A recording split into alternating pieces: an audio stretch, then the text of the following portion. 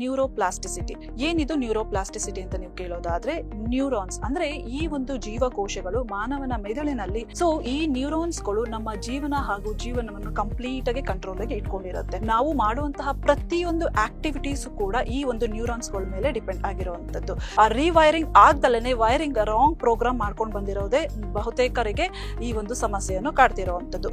ಈ ಒಂದು ನ್ಯೂರಾನ್ಸ್ ರಿವೈರಿಂಗ್ ಮಾಡ್ಕೊಳ್ಳೋದು ತುಂಬಾನೇ ಇಂಪಾರ್ಟೆಂಟ್ ಆಗುತ್ತೆ. ಇದನ್ನು ನಮ್ಮ ಒಂದು ಮೆಂಟಲ್ ಹೆಲ್ತ್ ಮೇಲೆ ಡಿಪೆಂಡ್ ಆಗಿರುತ್ತೆ. ನಮ್ಮ ಆರೋಗ್ಯ ವಿಚಾರ ಯಾವ್ದಪ್ಪ ಅಂದ್ರೆ ನಮ್ಮ ಸಬ್ ಕಾನ್ಶಿಯಸ್ ಮೈಂಡ್. ಇದ್ರ ಬಗ್ಗೆ ನಾನು ಹೇಳಲೇಬೇಕು.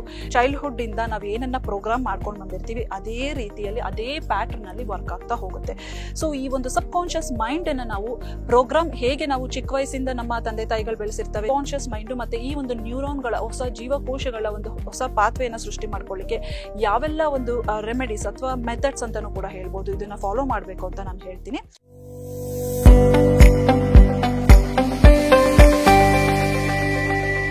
ಎಲ್ರಿಗೂ ನಮಸ್ಕಾರ. ನನ್ನ ಹೆಸರು ಪೂಜಾ, ಮ್ಯಾನಿಫೆಸ್ಟೇಷನ್ ಕೋಚ್ ಮತ್ತೆ NLP ಪ್ರಾಕ್ಟೀಷನರ್.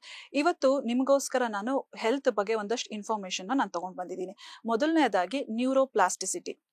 ಏನಿದು ನ್ಯೂರೋಪ್ಲಾಸ್ಟಿಸಿಟಿ ಅಂತ ನೀವು ಕೇಳೋದಾದ್ರೆ ನ್ಯೂರಾನ್ಸ್ ಅಂದ್ರೆ ಈ ಒಂದು ಜೀವಕೋಶಗಳು ಮಾನವನ ಮೆದುಳಿನಲ್ಲಿ 80 ಬಿಲಿಯನ್ ಗಿಂತ ಹೆಚ್ಚಾಗಿ ಈ ಒಂದು ನ್ಯೂರಾನ್ಸ್ ಬಿಲ್ಡ್ ಆಗಿರುತ್ತೆ. ಈ ನ್ಯೂರಾನ್ಸ್ ಗಳು ನಮ್ಮ ಜೀವನ ಹಾಗೂ ಜೀವನವನ್ನು ಕಂಪ್ಲೀಟ್ ಆಗಿ ಕಂಟ್ರೋಲ್ ಆಗಿ ಇಟ್ಕೊಂಡಿರುತ್ತೆ. ಈ neurons wire together fire together ಅಂತ ಹೇಳ್ತೀವಿ. ಅಂದ್ರೆ ನಾವು ಮಾಡುವಂತಹ ಪ್ರತಿಯೊಂದು ಆಕ್ಟಿವಿಟೀಸ್ ಕೂಡ ಈ ಒಂದು ನ್ಯೂರಾನ್ಸ್ ಗಳ ಮೇಲೆ ಡಿಪೆಂಡ್ ಆಗಿರುವಂತದ್ದು. ಈ ಒಂದು ನ್ಯೂರೋಪ್ಲಾಸ್ಟಿಸಿಟಿ ಹೆಚ್ಚಿಸ್ಕೊಳ್ಬೇಕಾದಂತದ್ದು ನಮ್ಮ ಒಂದು ಕರ್ತವ್ಯ ಆಗುತ್ತೆ. ಯಾಕೆಂದ್ರೆ ನಾವು ಏನನ್ನ ಒಂದು ಆರೋಗ್ಯದ ವಿಚಾರವಾಗಿ ಇವತ್ತು ಎದುರಿಸ್ತಾ ಇದೀವಿ ಅಥವಾ ಸಮಾಜದಲ್ಲಿ ಏನೇನೆಲ್ಲ ಕಷ್ಟಗಳನ್ನ ಎದುರಿಸ್ತಿರ್ತೀವಿ, ಇದೆಲ್ಲವೂ ಕೂಡ ನಾವು ಪ್ರೋಗ್ರಾಮ್ ಮಾಡ್ಕೊಂಡ್ ಬಂದಿರೋದು ಅಂದ್ರೆ ವೈರಿಂಗ್ ಮಾಡ್ಕೊಂಡು ಬಂದಿರೋದು ಈ ಒಂದು ನ್ಯೂರಾನ್ಸ್ ಗಳು ಸಾಕ್ಷಿ ಆಗ್ತವೆ. ಈ ಒಂದು ನ್ಯೂರಾನ್ಸ್ ನಮ್ಮ ಚಿಕ್ಕ ವಯಸ್ಸಿಂದ ಅಂದ್ರೆ ನಾವು ಯಾವಾಗ ಬುದ್ಧಿ ಬರುತ್ತೆ ನಮ್ಗೆ ಎಲ್ಲವೂ ಕೂಡ ನೆನಪಿಗೆ ಉಳಿತಾ ಹೋಗ್ತವೆ, ಅವಾಗಿಂದನೂ ಕೂಡ ಇವೆಲ್ಲವೂ ಕೂಡ ವೈರಿಂಗ್ ಸ್ಟಾರ್ಟ್ ಆಗ್ತಾ ಹೋಗ್ತವೆ. ಅಂದ್ರೆ ಈ ಒಂದು ಜೀವಕೋಶಗಳು ನಾವ್ ಏನನ್ನ ಇನ್ಫಾರ್ಮೇಶನ್ ಕೊಡ್ತಾ ಹೋಗ್ತೀವಿ ಅದೆಲ್ಲವೂ ಕೂಡ ಇವು ಸೇವ್ ಮಾಡ್ಕೊಳ್ತಾ ಅದನ್ನೇ ನಮ್ಮ ಜೀವನದಲ್ಲಿ ಎಲ್ಲವನ್ನು ಕೂಡ ಅಟ್ರಾಕ್ಟ್ ಅಂದ್ರೆ ಮ್ಯಾನಿಫೆಸ್ಟ್ ಮಾಡ್ತಾ ಹೋಗ್ತವೆ. ಇವತ್ತೇನು ಆರೋಗ್ಯದ ವಿಚಾರವಾಗಿ ನಾವೆಲ್ಲ ಸಫರ್ ಮಾಡ್ತಿದೀವಿ, 80% ಹೆಚ್ಚಿಗಿಂತ ಸಮಸ್ಯೆ ಬರ್ತಾ ಇರೋದು ಆರೋಗ್ಯದಲ್ಲಿ ಈ ಒಂದು ನ್ಯೂರಾನ್ಸ್ ಅಂದ್ರೆ ಆ ಒಂದು ರಿವೈರಿಂಗ್ ಆಗ್ದಲೇ ವೈರಿಂಗ್ ರಾಂಗ್ ಪ್ರೋಗ್ರಾಮ್ ಮಾಡ್ಕೊಂಡು ಬಂದಿರೋದೇ ಬಹುತೇಕರಿಗೆ ಈ ಒಂದು ಸಮಸ್ಯೆಯನ್ನು ಕಾಡ್ತಿರುವಂತದ್ದು. ಈ ಒಂದು ನ್ಯೂರಾನ್ಸ್ ರಿವೈರಿಂಗ್ ಮಾಡ್ಕೊಳ್ಳೋದು ತುಂಬಾನೇ ಇಂಪಾರ್ಟೆಂಟ್ ಆಗುತ್ತೆ. ಚಿಕ್ಕ ವಯಸ್ಸಿಂದ ನಮ್ಮ ಒಂದು ಸರೌಂಡಿಂಗ್ಸ್ ಅಂದ್ರೆ ಸೋಷಿಯಲ್ ಜೀನ್ಸ್ ಆಗಿರ್ಬೋದು ಅಥವಾ ವಾತಾವರಣದಲ್ಲಿ ಅಥವಾ ನಮ್ಮ ಮನೆಯಲ್ಲಿ ಹೇಗೆ ವಾತಾವರಣ ಇರುತ್ತೋ ಇದೆಲ್ಲವೂ ಕೂಡ ಒಂದು ಹೊಸ ಹೊಸ ಪಾತ್ವೆಗಳನ್ನ ಕ್ರಿಯೇಟ್ ಮಾಡ್ಕೊಳ್ತಾ ಬರುತ್ತೆ. ನಮಗೆ ನಮ್ಮ ಒಂದು ನ್ಯೂರಾನ್ಸ್ ಗಳಿಗೆ ಗೊತ್ತಿರೋದಿಲ್ಲ ಯಾವುದು ಕೆಟ್ಟದು ಒಳ್ಳೆಯದು ಅಂತ. ನಾವು ಹೇಗೆ ಪ್ರೋಗ್ರಾಮ್ ಮಾಡ್ಕೊಂಡು ಬಂದಿರ್ತೀವಿ ಅದೇ ರೀತಿ ನಮ್ಮ ಜೀವನದಲ್ಲಿ ನಾವು ಅಟ್ರಾಕ್ಟ್ ಮಾಡ್ತಾ ಹೋಗ್ತೀವಿ. 80% ಹೆಚ್ಚಿಗಿಂತನೂ ನಮ್ಮ ಒಂದು ಮೆಂಟಲ್ ಹೆಲ್ತ್ ಮೇಲೆ ಡಿಪೆಂಡ್ ಆಗಿರುತ್ತೆ ನಮ್ಮ ಆರೋಗ್ಯ. ಯಾಕಂದ್ರೆ ಸಟಲ್ ಆಗಿರುವಂತಹ ಸರ್ಟೈನ್ ನೆಗೆಟಿವ್ ಎಮೋಷನ್ಸ್ ನಮ್ಮ ಕಾಯಿಲೆ ರೂಪದಲ್ಲಿ ಹೊರಗೆ ಬರ್ತಾ ಇರುತ್ತೆ. ಅದನ್ನ ನಾವು ರಿವೈರಿಂಗ್ ಮಾಡ್ಕೊಳ್ಳೋದು ತುಂಬಾನೇ ಇಂಪಾರ್ಟೆಂಟ್ ಆಗುತ್ತೆ. ಎರಡನೇ ವಿಚಾರ ಯಾವ್ದಪ್ಪ ಅಂದ್ರೆ ನಮ್ಮ ಸಬ್ ಕಾನ್ಶಿಯಸ್ ಮೈಂಡ್. ಇದ್ರ ಬಗ್ಗೆ ನಾನು ಹೇಳಲೇಬೇಕು. ಯಾಕಪ್ಪ ಅಂತಂದ್ರೆ ನಮ್ಮ ಸಬ್ ಕಾನ್ಶಿಯಸ್ ಮೈಂಡ್ ಇದೆಯಲ್ಲ, ನಮ್ಮ ಬಲಭಾಗದ ಮೆದುಳನ್ನ ನಾವು ಸಬ್ ಕಾನ್ಶಿಯಸ್ ಮೈಂಡ್ ಅಂತ ಹೇಳ್ತೀವಿ, ಎಡಭಾಗದ ಮೆದುಳನ್ನ ನಾವು ಕಾನ್ಶಿಯಸ್ ಮೈಂಡ್ ಅಂತ ಹೇಳ್ತೀವಿ. ಈ ಒಂದು ಸಬ್ ಕಾನ್ಶಿಯಸ್ ಮೈಂಡ್ ನಮ್ಮ ಜೀವನದಲ್ಲಿ 90ರಿಂದ 95% ವರ್ಕ್ ಮಾಡ್ತಾ ಹೋಗುತ್ತೆ. ಕಾನ್ಶಿಯಸ್ ಮೈಂಡ್ 5ರಿಂದ 10% ಮಾತ್ರ ವರ್ಕ್ ಮಾಡುವಂತದ್ದು. ನಾವು ಬೆಳಗ್ಗೆಯಿಂದ ರಾತ್ರಿವರೆಗೂ ಕೂಡ ನನ್ನ ಆರೋಗ್ಯ ಸರಿ ಹೋಗ್ಬೇಕು ಅಥವಾ ನಾನು ಚೆನ್ನಾಗಿರ್ಬೇಕು, ನನ್ನ ಜೀವನದಲ್ಲಿ ಚೆನ್ನಾಗಿರ್ಬೇಕು ಅಂತ ನಾವ್ ಏನೇನ್ ಅನ್ಕೊಂಡ್ರು ಕೂಡ ಓನ್ಲಿ 5 to 10% ಮಾತ್ರ ವರ್ಕ್ ಆಗುವಂತದ್ದು. ಆದ್ರೆ ಇಲ್ಲಿ ಈ ಒಂದು ಸಬ್ ಕಾನ್ಶಿಯಸ್ ಮೈಂಡ್ 90 to 95% ನಮ್ಮ ಚೈಲ್ಡ್ಹುಡ್ ಇಂದ ನಾವ್ ಏನನ್ನ ಪ್ರೋಗ್ರಾಮ್ ಮಾಡ್ಕೊಂಡು ಬಂದಿರ್ತೀವಿ ಅದೇ ರೀತಿಯಲ್ಲಿ ಅದೇ ಪ್ಯಾಟರ್ನ್ ಅಲ್ಲಿ ವರ್ಕ್ ಆಗ್ತಾ ಹೋಗುತ್ತೆ. ಈ ಒಂದು ಸಬ್ ಕಾನ್ಶಿಯಸ್ ಮೈಂಡ್ ಅನ್ನ ನಾವು ಪ್ರೋಗ್ರಾಮ್ ಹೇಗೆ ನಾವು ಚಿಕ್ಕ ವಯಸ್ಸಿಂದ ನಮ್ಮ ತಂದೆ ತಾಯಿಗಳು ಬೆಳೆಸಿರ್ತವೆ, ಅದ ಸೋಷಿಯಲ್ ಜೀನ್ಸ್ ಇಂದ ಬಂದಿರುತ್ತಲ್ಲ ಅದನ್ನ ಪ್ರೋಗ್ರಾಮ್ ಮಾಡ್ಕೊಳ್ದಿರೋದು ನಮ್ ತಪ್ಪಲ್ಲ. ಆದ್ರೆ ದೊಡ್ಡವ್ರು ಆದ್ಮೇಲೆ ನಾವು ರಿಪ್ರೋಗ್ರಾಮ್ ಮಾಡ್ಕೊಂಡಿಲ್ಲ ಅಂದ್ರೆ ನಮ್ಮದು ತಪ್ಪಾಗುತ್ತೆ. ಯಾಕಂತಂದ್ರೆ ಇವತ್ತಿನ ಸಮಸ್ಯೆಗಳು ಹೆಲ್ತ್ ವಿಚಾರವಾಗಿ ಬರ್ತಾ ಇರುವಂತಹ ಕಾಯಿಲೆಗಳು ಎಲ್ಲವೂ ಕೂಡ ನಮ್ಮ ಬೇರೆ ಬೇರೆ ಆರ್ಗನ್ಸ್ ಅಲ್ಲಿ ಆ ಒಂದು ಎಮೋಷನ್ ಸೆಟಲ್ ಆಗಿರುತ್ತೆ. ಆ ಒಂದು ಕಾಯಿಲೆಗಳನ್ನ ನಾವು ಬಗೆಹರಿಸ್ಕೊಳ್ಬೇಕು ಅಂತಂದ್ರೆ ಒಂದು ಲೈಫ್ ಸ್ಟೈಲ್ ಇಂಪ್ರೂವ್ ಮಾಡ್ಕೊಳ್ಬೇಕು. ಅದರ ಜೊತೆಗೆ ನಮ್ಮ ಮಾನಸಿಕ ಹೆಲ್ತ್ ಅಂದ್ರೆ ಆ ಒಂದು ಸುಪ್ತ ಮನಸ್ಸು ಅಂತ ಏನ್ ಹೇಳ್ತೀವಲ್ಲ ಸಬ್ ಕಾನ್ಶಿಯಸ್ ಮೈಂಡ್, ಅದನ್ನ ಇಂಪ್ರೂವ್ ಮಾಡ್ಕೊಳ್ಳೋದು ಅಥವಾ ಅದನ್ನ ರಿಪ್ರೋಗ್ರಾಮ್ ಮಾಡ್ಕೊಳ್ಳೋದು ತುಂಬಾನೇ ಇಂಪಾರ್ಟೆಂಟ್ ಆಗುತ್ತೆ. ಇದನ್ನ ನಾವು ಮಾಡ್ಕೊಂಡಿಲ್ಲ ಅಂತಂದ್ರೆ ಎಗೇನ್ ನಾವು ಆರೋಗ್ಯದ ವಿಚಾರವಾಗಿ ಅಲ್ಲ, ಎಲ್ಲಾ ಏರಿಯಾದಲ್ಲೂ ಅಂದ್ರೆ ಹಣದ ವಿಚಾರವಾಗಿ ಅಥವಾ ರಿಲೇಶನ್ಶಿಪ್ ಅಲ್ಲಿ ಎಲ್ಲಾ ಏರಿಯಾಸ್ ಅಲ್ಲೂ ಕೂಡ ಇದು ನೆಗೆಟಿವಿಟಿ ಆಗಿ ಮ್ಯಾನಿಫೆಸ್ಟ್ ಆಗ್ತಾ ಹೋಗುತ್ತೆ. ಹಾಗಾಗಿ ನಮ್ಮ ಸಬ್ ಕಾನ್ಶಿಯಸ್ ಮೈಂಡ್ ಮತ್ತೆ ಈ ಒಂದು ನ್ಯೂರಾನ್ಗಳ ಹೊಸ ಜೀವಕೋಶಗಳ ಒಂದು ಹೊಸ ಪಾತ್ವೆಯನ್ನ ಸೃಷ್ಟಿ ಮಾಡ್ಕೊಳ್ಳಿಕ್ಕೆ ಯಾವೆಲ್ಲ ಒಂದು ರೆಮಿಡೀಸ್ ಅಥವಾ ಮೆಥಡ್ಸ್ ಅಂತಾನೂ ಕೂಡ ಹೇಳ್ಬೋದು, ಇದನ್ನ ಫಾಲೋ ಮಾಡ್ಬೇಕು ಅಂತ ನಾನು ಹೇಳ್ತೀನಿ. ಮೊದಲನೇದಾಗಿ ನಮ್ಮ ಲೈಫ್ ಸ್ಟೈಲ್ ಅಲ್ಲಿ ಅಂದ್ರೆ ಡೈಲಿ ರೊಟೀನ್ ಅಲ್ಲಿ ನಾವು ಯಾವ ರೀತಿಯಾಗಿ ಎಮೋಷನಲಿ ವೈಬ್ರೇಟ್ ಆಗ್ತೀವಿ ಅನ್ನೋದು ತುಂಬಾ ಇಂಪಾರ್ಟೆಂಟ್ ಆಗುತ್ತೆ. ಬಿಕಾಸ್ ಬೆಳಗಿಂದ ರಾತ್ರಿವರೆಗೂ ಕೂಡ ಎಷ್ಟೋ ಬಾರಿ ಸ್ಟ್ರೆಸ್ ಆಗಿರ್ತೀವಿ, ಅಥವಾ ನಕಾರಾತ್ಮಕ ಯೋಚನೆಯಲ್ಲಿ ಇರ್ತೀವಿ, ಅಥವಾ ಫ್ರಸ್ಟ್ರೇಷನ್ ಅಲ್ಲಿ ಇರ್ತೀವಿ, ತುಂಬಾ ಚಿಕ್ಕ ಪುಟ್ಟ ವಿಚಾರಕ್ಕೂ ಕೂಡ ಕೋಪ ಮಾಡ್ಕೊಳ್ತಿರ್ತೀವಿ. ಇದೆಲ್ಲವೂ ಕೂಡ ಎಲ್ಲೂ ನಾವು ಆ ಎಮೋಷನ್ಸ್ ನ ರಿಲೀಸ್ ಮಾಡ್ತಾ ಇರೋದು ಎಲ್ಲವೂ ಬದಲಿಗೆ ಎಲ್ಲವನ್ನು ಕೂಡ ನಾವು ಬಾಟ್ಲ್ ಅಪ್ ಮಾಡ್ತಾ ಹೋಗ್ತೀವಿ. ಸೊ ಈ ಒಂದು ಬಾಟ್ಲ್ ಅಪ್ ಮಾಡೋದ್ರಿಂದ ಈ ಒಂದು ಎಮೋಷನ್ಸ್ ನಮ್ಮ ಒಳಗಡೆನೆ ಇದಿಟ್ಕೊಳ್ತಾ ಒಂಥರ ಸ್ಲೋ ಪಾಯ್ಸನ್ ಆಗಿ ಕನ್ವರ್ಟ್ ಆಗ್ತಾ ಹೋಗುತ್ತೆ. ಸೊ ಹಾಗಾಗಿ ನಾವು ನಮ್ಮ ಡೈಲಿ ರೋಟೀನ್ ಅಲ್ಲಿ ಯಾವೆಲ್ಲ ಒಂದು ಆಕ್ಟಿವಿಟೀಸ್ ನ ಇನ್ಕ್ಲೂಡ್ ಮಾಡ್ಕೊಳ್ಬೇಕು ಅಂತ ತಿಳಿಸ್ಕೊಡ್ತೀನಿ. ಮೊದಲನೇದು ಬ್ರೆತ್ ವರ್ಕ್. ಸೊ ನಾವು ಆಡುವಂತಹ ಉಸಿರು ನಮ್ಮ ಒಂದು ಏರ್ ಅಲ್ಲ, ಬರೀ ಗಾಳಿಯನ್ನ ನಾವು ಉಸಿರಾಡ್ತಿಲ್ಲ, ಇದು ಒಂದು ಪ್ರಾಣ ಶಕ್ತಿ. ನಾವು ಸುತ್ತಲೂ ಇರುವ ಒಂದು ಬ್ರಹ್ಮಾಂಡ ಶಕ್ತಿಯನ್ನ ಹೀರ್ಕೊಳ್ತಾ ನಮ್ಮ ಒಳಗಿರುವಂತಷ್ಟು ಟಾಕ್ಸಿನ್ಸ್ ನ ನಾವು ರಿಲೀಸ್ ಮಾಡ್ತಿರ್ತೀವಿ. ಆದ್ರೆ ನಮ್ಮ ದೇಹಕ್ಕೆ ಅಥವಾ ನಮ್ಮ ಮನಸ್ಸಿಗೆ ಇದು ನಮಗೆ ಗೊತ್ತಾಗ್ತಾ ಇರೋದಿಲ್ಲ, ನಾವು ಉಸಿರಾಡ್ತಾ ಇದೀವೋ ಇಲ್ವೋ ಅಂತ ಕೂಡ ನಾವು ಯಾವತ್ತೂ ಗಮನಿಸಿರೋದಿಲ್ಲ. ಸೊ ಈ ಒಂದು ಪ್ರಾಣ ಶಕ್ತಿಯನ್ನ ಬಳಸ್ಕೊಳ್ತಾ ನಮ್ಮ ಆರೋಗ್ಯದಲ್ಲಿ ಅಥವಾ ನಮಗೇನು ಬೇಕೋ ಅದನ್ನ ಮ್ಯಾನಿಫೆಸ್ಟ್ ಮಾಡಬಹುದು. ಸೊ ಇದನ್ನ ಹೇಗೆ ಮಾಡೋದು? ಬ್ರೆತ್ ವರ್ಕ್ ನಾನು ಇಲ್ಲಿ ಒಂದು ಸಿಂಪಲ್ ಮೆಥಡ್ ನ ತಿಳಿಸ್ಕೊಡ್ತೀನಿ. ಏನಪ್ಪಾ ಅಂತ ಅಂದ್ರೆ 4 ಸೆಕೆಂಡ್ಗಳ ಕಾಲ ಇನ್ಹಲೇಷನ್ ಮಾಡ್ಬೇಕು. ಸೊ ಮೊದಲಿಗೆ ಏನಪ್ಪಾ ಅಂತಂದ್ರೆ ಬ್ರೆತ್ ವರ್ಕ್ ಮಾಡ್ಬೇಕು ಅಂತಂದ್ರೆ ನಾವು ಒಂದು ಕ್ವೈಟ್ ಆಗಿರೋ ಜಾಗವನ್ನ ಸೆಲೆಕ್ಟ್ ಮಾಡ್ಬೇಕಾಗತ್ತೆ. ಸೊ ನಮ್ಮ ರೂಮಿನಲ್ಲಿ ಅಥವಾ ಎಲ್ಲೋ ಒಂದು ಕಾಮ್ ಆಗಿರೋ ಒಂದು ಪ್ಲೇಸ್ ನ ಸೆಲೆಕ್ಟ್ ಮಾಡ್ಕೊಳ್ತಾ ಸುಖಾಸನದಲ್ಲಿ ಕುಳಿತುಕೊಂಡು ಮತ್ತೆ ಮ್ಯಾಟ್ ಹಾಕೊಳ್ತಾ ಕುಳಿತುಕೊಳ್ಬೇಕು. ಸೊ ಕುಳಿತುಕೊಳ್ತಾ ಮೊದಲಿಗೆ 4 ಸೆಕೆಂಡ್ಗಳ ಕಾಲ ಇನ್ಹಲೇಷನ್ ಮಾಡುವಂತದ್ದು. ಸೊ 4 ಸೆಕೆಂಡ್ಗಳ ಕಾಲ ಮೂಗಿನಲ್ಲಿ ಇನ್ಹಲೇಷನ್ ಮಾಡೋದ್ರ ಜೊತೆಗೆ ಅದಾದ್ಮೇಲೆ 2 ಸೆಕೆಂಡ್ಸ್ ಹೋಲ್ಡ್ ಮಾಡ್ತಾ 5 to 6 ಸೆಕೆಂಡ್ಸ್ ನಾವು ಬಾಯಿನಲ್ಲಿ ಉಸಿರನ್ನ ಹೊರ ಹಾಕ್ಬೇಕು. ಜೋರಾಗಿ ಡೀಪ್ ಇನ್ಹಲೇಷನ್ ಮತ್ತೆ ಹೋಲ್ಡ್ ಮಾಡ್ಕೊಳ್ತಾ ಹಾಗೆ ಎಕ್ಸಲೇಷನ್ 5 to 6 ಸೆಕೆಂಡ್ಸ್ ಗಳ ಕಾಲ ಎಕ್ಸಲೇಷನ್ ಮಾಡಬೇಕು. ಸೊ ಈ ತರ ಕಂಟಿನ್ಯೂಸ್ ಆಗಿ ನಾವು 3 ರಿಂದ 4 ನಿಮಿಷಗಳ ಕಾಲ ಪ್ರತಿನಿತ್ಯವೂ ಮಾಡೋದ್ರಿಂದ ನಮ್ಮ ಒಂದು ಆರೋಗ್ಯದ ಸಮಸ್ಯೆ ಜೊತೆಗೆ ನಮ್ಮ ಆರ ಏನ್ ಹೇಳ್ತೀವಲ್ಲ ಪ್ರಭಾವಳಿ ಶುದ್ಧಿ ಆಗೋದ್ರ ಜೊತೆಗೆ ಎಲ್ಲವೂ ಕೂಡ ನಮ್ಮ ಜೀವನದಲ್ಲಿ ಪಾಸಿಟಿವಿಟಿನ ನಾವು ಅಟ್ರಾಕ್ಟ್ ಮಾಡ್ತಾ ಹೋಗ್ತೀವಿ. ಸೊ ಅಷ್ಟು ಪವರ್ ಇದೆ ನಾವು ಆಡುವಂತ ಉಸಿರಿಗೆ. ಎರಡನೇದು ಯಾವ್ದಪ್ಪ ಅಂತ ಅಂದ್ರೆ ನಿಮ್ಮೆಲ್ಲರಿಗೂ ಗೊತ್ತು, ಆದ್ರೆ ಮಾಡ್ಲಿಕ್ಕೆ ತುಂಬಾನೇ ಕಷ್ಟ ಆದಂತದ್ದು. ಯಾಕಂದ್ರೆ ಇದು ಮಾಡ್ಲಿಕ್ಕೆ ಮೋಟಿವೇಶನ್ ಸಿಗ್ತಾರಲ್ಲ, ಅದ್ ಯಾವ್ದಪ್ಪ ಅಂತ ಅಂದ್ರೆ ಅದೇ ಮೆಡಿಟೇಷನ್. ಸೊ ಮೆಡಿಟೇಷನ್ ಧ್ಯಾನ ಅಂತ ಅಂದ್ರೆ ಸುಮಾರಷ್ಟು ಜನಕ್ಕೆ ಧ್ಯಾನ ಮಾಡ್ಬೇಕು ಅಂತಾನೂ ಕೂಡ ಗೊತ್ತಿರೋದಿಲ್ಲ. ಯಾಕಪ್ಪ ಅಂತಂದ್ರೆ ನಾವು ಧ್ಯಾನ ಅಂತ ಹೇಳಿದಾಗ ತುಂಬಾ ಜನ ನನ್ನ ಕ್ಲೈಂಟ್ಸ್ ಕೇಳ್ತಾರೆ, ಧ್ಯಾನ ಮಾಡ್ಬೇಕಾ, ನನಗಿನ್ನ ಚಿಕ್ಕ ಏಜು ಅಥವಾ ನನಗೆ ವಯಸ್ಸಾಗಿಲ್ಲ ಅಥವಾ ನನ್ಗೇನೋ ಬೇರೆ ಸಮಸ್ಯೆ ಇಲ್ಲ, ನಾನು ಯಾಕೆ ಧ್ಯಾನ ಮಾಡ್ಬೇಕು ಅಂತ ಕೇಳ್ತಾರೆ. ಆದ್ರೆ ಧ್ಯಾನ ಅನ್ನೋದು ನಾವು ಹೇಗೆ ಪ್ರತಿನಿತ್ಯವೂ ಕೂಡ ನಮ್ಮ ದೇಹಕ್ಕೆ ಊಟ ತಗೊಳ್ತೀವೋ ಹಾಗೆ ನಮ್ಮ ಮನಸ್ಸಿಗೆ ಊಟನೇ ಧ್ಯಾನ.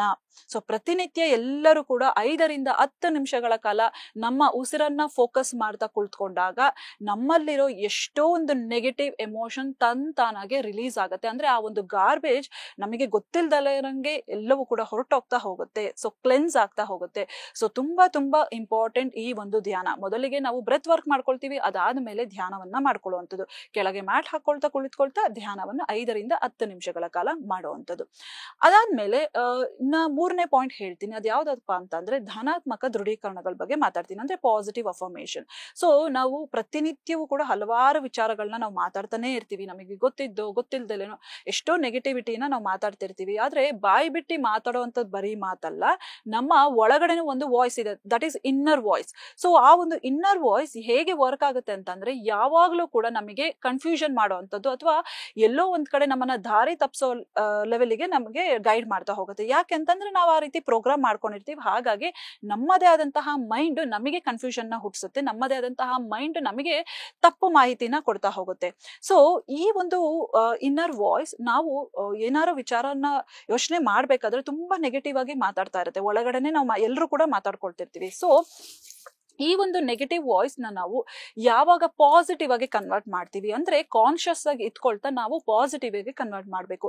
ಸೊ ಹೇಗೆ ಮಾಡ್ಬೇಕು? ನಿಮಗೆ ಬೆಳಗ್ಗೆಯಿಂದ ಡೈಲಿ ರೊಟೀನ್ ಅಂತ ಒಂದು ಫಿಕ್ಸ್ ಮಾಡ್ಕೊಂಡ್ರೆ ನಿಮ್ಮ ಎಮೋಷನಲ್ ಯಾವ ರೀತಿಯಾಗಿದೆ ಅಂದ್ರೆ ಒಂದು ಎಮೋಷನಲ್ ಟ್ರ್ಯಾಕರ್ ಅಂತಾನೂ ಕೂಡ ಹೇಳ್ತೀವಿ. ಸೊ ನಾನು ಯಾಕೆ ಈ ತರ ಮಾತಾಡ್ತಾ ಇದ್ದೀನಿ, ನನ್ನ ಒಳಗಡೆ ಇರುವಂತಹ ಮಾತು ಯಾಕೆ ಈ ತರ ನೆಗೆಟಿವ್ ಆಗಿ ಮಾತಾಡಿಸ್ತಾ ಇದೆ, ಸೊ ಇದೆಲ್ಲವೂ ಕೂಡ ನಾವು ಅಬ್ಸರ್ವ್ ಮಾಡಿದಾಗ ಕಾನ್ಶಿಯಸ್ ಆಗ್ತೀವಿ. ಸೊ ಆ ಒಂದು ಕಾನ್ಶಿಯಸ್ ಆದಾಗ ನಾವು ನಮ್ಮಲ್ಲಿರೋ ಒಂದು ಮಾತುಗಳನ್ನ ಬದಲಾಯಿಸ್ಕೊಳ್ಬಹುದು. ಉದಾಹರಣೆಗೆ ಉದಾಹರಣೆಗೆ ನೀನ್ ಅಲ್ಲಿ ಹೋಗ್ಬಿಟ್ರೆ ಏನೋ ಆಗ್ಬಿಡತ್ತೆ ಅನ್ನೋಂಥದ್ದು, ಅಥವಾ ಭಯ ಹುಟ್ಟಿಸೋವಂಥದ್ದು, ಅಥವಾ ಇದನ್ನ ತಿಂದ್ರೆ ನಿನ್ಗೇನೋ ಆಗ್ಬಿಟ್ಟು ಅನಾರೋಗ್ಯ ಬಂದ್ಬಿಟ್ರೆ, ಸೊ ಈ ತರ ನೆಗೆಟಿವ್ ಆಗಿ ಮಾತಾಡ್ತಿರತ್ತೆ. ಆಮೇಲೆ ಬೇರೆ ಬೇರೆ ವಿಚಾರಗಳನ್ನ ಗಾಸಿಪ್ ಮಾಡ್ಲಿಕ್ಕೆ ಪ್ರಚೋದನೆ ನೀಡ್ತಿರುತ್ತೆ. ಸೊ ಇದೆಲ್ಲವೂ ಕೂಡ ನಮ್ಮಲ್ಲಿ ಅದು ಒಂದು ಸ್ಲೋ ಪಾಯ್ಸನ್ ಆಗಿ ಬಿಲ್ಡ್ ಆಗುತ್ತೆ ಅಂತ ಹೇಳಿದೆ. ಸೊ ಇದನ್ನ ನಾವು ಕಾನ್ಶಿಯಸ್ ಆದಾಗ ನಮ್ಮ ಒಂದು ಮೈಂಡ್ಗೆ ನಾವು ಏನು ಅಲೈನ್ಮೆಂಟ್ ತಗೊಂಡ್ ಬರ್ಬೋದು. ಅಂದ್ರೆ ಆ ಒಂದು ಇನ್ನರ್ ವಾಯ್ಸ್ಗೆ ಕನ್ವರ್ಟ್ ಮಾಡ್ಕೊಳ್ಬಹುದು, ಅಂದ್ರೆ ಶಿಫ್ಟ್ ಮಾಡ್ಕೊಳ್ಬಹುದು, ನೆಗೆಟಿವಿಟಿಯಿಂದ ಪಾಸಿಟಿವಿಟಿಗೆ ಶಿಫ್ಟ್ ಮಾಡ್ಕೊಳ್ಬಹುದು. ಸೊ ಇವಾಗ ನಿಮ್ಗೆ ಏನೋ ಒಂದು ಹೆದರಿಸ್ತಾ ಇದೆ ಅಂತಂದ್ರೆ, ಇಲ್ಲ ನಾನು ಧೈರ್ಯಶಾಲಿ, ನಾನು ಆರೋಗ್ಯವಂತ ಅಥವಾ ಆರೋಗ್ಯವಂತೆ, ನಾನು ಅದೃಷ್ಟವಂತೆ ಅಂತ ಹೇಳ್ಕೊಳ್ಳುವಂಥದ್ದು ಇರ್ಬೋದು, ಅಥವಾ ನಾನು ತುಂಬಾ ಸುಂದರವಾಗಿದ್ದೀನಿ ಅಂತ ಹೇಳ್ಕೊಳ್ಳೋದಿರ್ಬೋದು, ನಿಮ್ಮನ್ನ ನೀವು ಅಪ್ರಿಶಿಯೇಟ್ ಮಾಡ್ಕೊಳ್ಳುವಂಥದ್ದು ಇರ್ಬೋದು, ಪ್ರೌಡ್ ಫೀಲ್ ಮಾಡುವಂಥದ್ದು ಇರ್ಬೋದು, ನಿಮಗೆ ನೀವು ನಿಮ್ಮ ದೇಹಕ್ಕೆ ಕೃತಜ್ಞತರಾಗಿರುವಂಥದ್ದು ಇರ್ಬೋದು. ಸೊ ಇದೆಲ್ಲವೂ ಕೂಡ ನಿಮ್ಮ ಎನರ್ಜಿನ ಬೂಸ್ಟ್ ಮಾಡುತ್ತೆ. ನಿಮ್ಮಲ್ಲಿರೋ ಒಂದು ಸರ್ಟನ್ ವೈಬ್ರೇಷನ್ ಇರುತ್ತಲ್ಲ, ಅದೆಲ್ಲವನ್ನು ಕೂಡ ಇನ್ಕ್ರೀಸ್ ಮಾಡುತ್ತೆ. ನೀವು ಯಾವಾಗ ಆ ಒಂದು ವೈಬ್ರೇಷನ್ ನ ಇನ್ಕ್ರೀಸ್ ಮಾಡ್ಕೊಳ್ತೀರಾ, ಸರ್ಟನ್ ಫ್ರೀಕ್ವೆನ್ಸಿ, ನಮ್ಮ ಸುತ್ತಲೂ ಇರುವುದು ಒಂದು ಬ್ರಹ್ಮಾಂಡದ ಶಕ್ತಿ, ಆ ಒಂದು ಎನರ್ಜಿ ಜೊತೆಗೆ ನೀವು ಕನೆಕ್ಟ್ ಆಗ್ತೀರಾ. ನೀವು ಆ ಎನರ್ಜಿ ಜೊತೆಗೆ ಕನೆಕ್ಟ್ ಆದಾಗ ನೀವು ನಿಮ್ಮ ಜೀವನದಲ್ಲಿ ನಿಮಗೆ ಬೇಕಾದಂತದ್ದನ್ನ, ಅಂದ್ರೆ ಆರೋಗ್ಯದ ಸಲುವಾಗಿ ಏನನ್ನ ನೀವು ಬಯಸ್ತಾ ಇದ್ದೀರೋ ಅದೆಲ್ಲವನ್ನು ಕೂಡ ಅಟ್ರಾಕ್ಟ್ ಮಾಡುವಂಥದ್ದು. ಹಾಗೇನೆ ನೀವು ಬಾಯಿ ಬಿಟ್ಟು ಜೋರಾಗಿ ಕನ್ನಡಿಯ ಮುಂದೆ ನಿಂತ್ಕೊಳ್ತಾ ನಾನು ಆರೋಗ್ಯಕರವಾಗಿದ್ದೀನಿ, ಅಥವಾ ನಿಮ್ಗೆ ಯಾವುದೋ ಒಂದು ಸಮಸ್ಯೆ ಇದೆ, ಆರೋಗ್ಯದಲ್ಲಿ ಸಮಸ್ಯೆ ಇದೆ ಅಂತಂದ್ರೆ, ಹೊಟ್ಟೆ ಸಮಸ್ಯೆ ಇದೆ ಅಂತಂದ್ರೆ ಹೊಟ್ಟೆ ಸಮಸ್ಯೆ ಸರಿ ಹೋಗಿದೆ ಅಂತ ಹೇಳುವಂಥದ್ದಲ್ಲ, ನನ್ನ ಹೊಟ್ಟೆಯು ಆರೋಗ್ಯಕರವಾಗಿದೆ, ನನ್ನ ಕಾಲುಗಳು ಆರೋಗ್ಯಕರವಾಗಿದೆ. ಯಾವ ಸಮಸ್ಯೆ ಇದೆ ಅದನ್ನ ಸಮಸ್ಯೆ ಅಂತ ಹೇಳಲಿಕ್ಕೆ ಹೋಗ್ಬೇಡಿ, ಬಿಕಾಸ್ ಸಮಸ್ಯೆ ಅನ್ನೋದು ಒಂದು ನೆಗೆಟಿವ್ ವರ್ಡ್. ಸೊ ಅದನ್ನ ನೀವು ನೆಗೆಟಿವಿಟಿಯಾಗಿ ಹೇಳುವಂತ ಬದಲಿಗೆ, ನನ್ನ ಹೊಟ್ಟೆಯು ಆರೋಗ್ಯಕರವಾಗಿದೆ, ನನ್ನ ದೇಹವು ಆರೋಗ್ಯಕರವಾಗಿದೆ. ನೀವು ಏನು ಬೇಡ ಅನ್ನೋದ್ರ ಕಡೆ ಫೋಕಸ್ ಮಾಡಬೇಡಿ, ಏನು ಬೇಕು ಅನ್ನೋದ್ರ ಕಡೆ ಫೋಕಸ್ ಮಾಡಿ. ಸೊ ಏನು ಬೇಕು ಅನ್ನೋದ್ರ ಕಡೆ ಫೋಕಸ್ ಮಾಡಿದಾಗ ತಂತಾನಾಗೆ ನಿಮ್ಮ ಹತ್ರ ಬರುತ್ತಾ ಹೋಗುತ್ತೆ, ಅಂದ್ರೆ ನೀವು ಅದನ್ನ ಅಟ್ರಾಕ್ಟ್ ಮಾಡ್ತಾ ಹೋಗ್ತೀರಾ. ಸೊ ಹಾಗಾಗಿ ಪಾಸಿಟಿವ್ ಅಫರ್ಮೇಶನ್ ನಾವು ಪ್ರತಿನಿತ್ಯವೂ ಕೂಡ ಪಾಸಿಟಿವ್ ಆಗಿ ಮಾತಾಡೋದ್ರಿಂದನೂ ಕೂಡ ಅದನ್ನ ನಾವು ಆ ಒಂದು ಎನರ್ಜಿಗೆ ಅಲೈನ್ ಆಗ್ಬೋದು ಅಂತ ಹೇಳ್ತೀನಿ. ಸೊ ಈ ಒಂದು ಪಾಸಿಟಿವ್ ಅಫರ್ಮೇಶನ್ ಆಯ್ತು ಆದ್ಮೇಲೆ ನಮ್ಮ ಒಂದು ಜೀವನದಲ್ಲಿ ಎಲ್ಲದಕ್ಕಿಂತ ತುಂಬಾ ಇಂಪಾರ್ಟೆಂಟ್ ಆದಂಥದ್ದು ನೆಕ್ಸ್ಟ್ ಪಾಯಿಂಟ್ ಹೇಳ್ತೀನಿ, that is visualisation. So visualisation ಏನಿದು? ವಿಜುವಲೈಸೇಷನ್ ಎಲ್ಲರೂ ಕೂಡ ನಾವು ಒಂದು ಇಮ್ಯಾಜಿನೇಷನ್ ಒಳಗೆ ಆಗ್ತೀವಿ. ಅಂದ್ರೆ ಫ್ಯೂಚರ್ ಅಲ್ಲಿ ನಾವು ಓವರ್ ಥಿಂಕ್ ಮಾಡುವಂಥದ್ದು, ಅಥವಾ ಪಾಸ್ಟಿಗೆ ಹೋಗೋದು, ನಾವು ಒಂದು ಇಮೇಜ್ ನ ಕ್ರಿಯೇಟ್ ಮಾಡ್ಕೊಂಡಿರ್ತೀವಿ. ನಮ್ಮ ಸಬ್ ಕಾನ್ಶಿಯಸ್ ಮೈಂಡಿನ ಲ್ಯಾಂಗ್ವೇಜ್ ಬಂದು ಪಿಕ್ಚರ್ ಲ್ಯಾಂಗ್ವೇಜ್. ನಾವ್ ಏನೇ ಘಟನೆನ ನೆನ್ಸ್ಕೊಂಡು, ಅಥವಾ ಏನೇ ದುಃಖಕರ ಘಟನೆ, ಸುಖವಾಗಿರುವಂಥದ್ದು, ಅಥವಾ ಏನೇ ಒಂದು ಮೆಮೊರೀಸ್ ನ ನೆನ್ಸ್ಕೊಂಡ್ರು ಕೂಡ ಎಲ್ಲವೂ ಕೂಡ ಒಂದು ಇಮೇಜ್ ರೂಪದಲ್ಲಿ ಬರ್ತಾ ಹೋಗುತ್ತೆ. ಸೊ ಹಾಗಾಗಿ ನಾವು ಆ ಒಂದು ಇಮೇಜ್ ನ ಬದಲಾಯಿಸ್ಕೊಳ್ಬೇಕು. ಅಂದ್ರೆ ನಾವ್ ಏನನ್ನ ಆರೋಗ್ಯ ವಿಚಾರವಾಗಿ ಮ್ಯಾನಿಫೆಸ್ಟ್ ಮಾಡ್ಲಿಕ್ಕೆ ಹೋಗ್ತಾ ಇದೀವಿ, ಅದನ್ನ ನಮಗೆ ಆಲ್ರೆಡಿ ಆಗಿದೆ ಅನ್ನೋ ರೀತಿಯಲ್ಲಿ ನಮ್ಮ ಒಂದು ಒಳಗಣ್ಣಿನಿಂದ ನೋಡುವಂಥದ್ದು. ಪ್ರತಿನಿತ್ಯವೂ ಕೂಡ ಈ ಒಂದು ವಿಜುವಲೈಸೇಷನ್ ಇರೋ ಒಂದು ಪವರ್, ಎಷ್ಟು ಪವರ್ ಇದೆ ಅಂತ ಅಂದ್ರೆ, ನಮ್ಮ ಸುಪ್ತ ಮನಸ್ಸಿನ ಲ್ಯಾಂಗ್ವೇಜ್, ಅವಾಗಲೇ ಹೇಳಿದೆ, ಪಿಕ್ಚರ್ ಲ್ಯಾಂಗ್ವೇಜ್. ನೀವ್ ಏನಾದ್ರೂ ಕೇಳಿದ್ರೆ, ನೆನ್ಸ್ಕೊಂಡ್ರೆ 5 ಅಲ್ಲ 10 ವರ್ಷ ಬಿಟ್ರು ಕೂಡ ನಿಮ್ಗೆ ಆ ಒಂದು ಇಮೇಜ್ ಸೇವ್ ಮಾಡ್ಕೊಂಡಿರುತ್ತೆ ನಿಮ್ಮ ಸಬ್ ಕಾನ್ಶಿಯಸ್ ಮೈಂಡ್. ಸೊ ಹಾಗಾಗಿ ಪ್ರತಿನಿತ್ಯವೂ ಧ್ಯಾನ ಆದ್ಮೇಲೆ 1 ರಿಂದ 2 ನಿಮಿಷಗಳ ಕಾಲ, ಮ್ಯಾಕ್ಸಿಮಮ್ 2 ನಿಮಿಷಗಳ ಕಾಲ ವಿಜುವಲೈಸ್ ಮಾಡೋದು. ಹೇಗೆ ವಿಜುವಲೈಸ್ ಮಾಡ್ತೀರಾ? ಇಲ್ಲಿ ಇಮ್ಯಾಜಿನೇಷನ್ ಮಾಡುವಂಥದ್ದಲ್ಲ, ಇಮ್ಯಾಜಿನೇಷನ್ ಸುಮ್ಮನೆ ಕಾಲ್ಪನಿಕವಾಗಿ ನೋಡುವಂಥ. ವಿಜುವಲೈಸೇಷನ್ ಏನಪ್ಪಾ ಅಂತಂದ್ರೆ, ನಾವು ಫೀಲ್ ಮಾಡ್ಕೊಳ್ತಾ ವಿತ್ ಎಮೋಷನಲಿ ನಾವು ಅದನ್ನ ಅಟ್ರಾಕ್ಟ್ ಮಾಡಿದೀವಿ ಅಂತ ಫೀಲ್ ಮಾಡ್ಬೇಕು.